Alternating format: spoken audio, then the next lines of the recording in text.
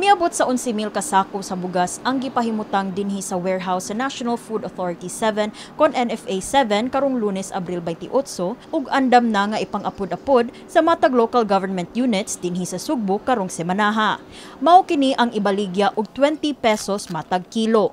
Kini subay sa gilusan nga P20 rice program ubos sa administrasyon ni President Ferdinand Marcos Jr. Mibutyag ang information officer sa NFA 7, Olma Maria Nedia, nga nagpadayon pagihapon ang ilang pakigalayon sa mga LGU.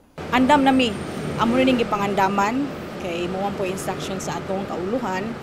Ang amuan na lang gipaabot karon is ang mga documents sa mukuha ani nga programa kay diri sa Cebu, ang Cebu Provincial Capital pa ang nitawag sa atua. Mipasalig si Nedia nga maayo ang kalidad sa maong bugas, taliwa sa ubos nga presyo niini ug miklaro nga locally sourced ang bugas.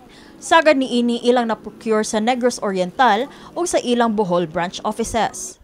Dugang sab niya nga bag-o ang ilang stock sa bugas nga anaa sa bodega. In fact, nanatay gipadala dito nga mga gitawag na mo na diri nga mga classifiers kay sila man ang mo check sa quality sa stocks, ma'am, kung good ba gyud ang quality nga amo ang mapagawas. Unya sigurado gyud ta nga ang quality ani is good gyud.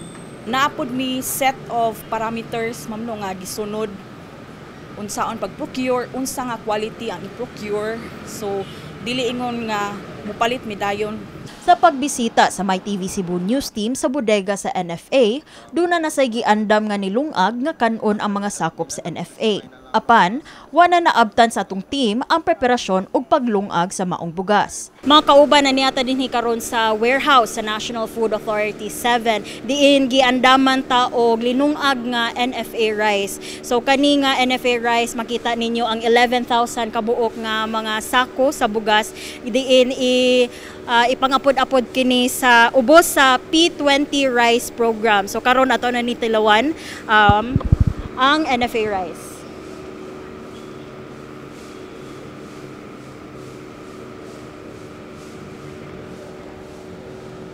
So ako na maingon mga kauban, dili siya ingon bako ang linungag nga kanon og for me nindot ra siya, dami ra siya ang kanon. Gipahibaw sa Cebu Provincial Government nga limitado lang sa 10 ka kilo ang mapalit nga bugas matag pamilya o household. Giklaro ni Cebu Provincial Governor Gwen Garcia ni adtong Biyernes, Abril 26 ang pamaagi sa pagbaligya niini aron kalikayan ang pag-abusar apil ang hoarding sa bugas. Aron dili maabusar.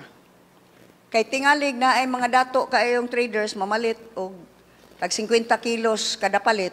Sunod adlaw palit na pog 50. O nya di ay pag ang katong 50 to arapod diretso sa ilang tindahan gibaligya nag 44 45. Ato na nang ilimit. Ang bana tanod ang asawa BHW. It will fall upon the municipality. Kay kamo may nakaila. The rule is really 10 kilos per household. Gani gipahimug-atan sab ni Garcia nga unahon nila ang mga frontline workers ug kadtong mga individual sa marginalized communities. Tanan nato nga frontline workers, barangay health workers, BNS, daycare, baha, ang God focal persons, lupon, ang traffic enforcers, ang atong mga teachers. Gani, ang Agricultural Office sa Santander may usa sa unang mipagawa sa schedule sa pagbaligya ni ining 20 pesos per kilo nga bugas sa ilang matag barangay. Kini si Eliza May Piniranda, alang sa MyTV, Cebu.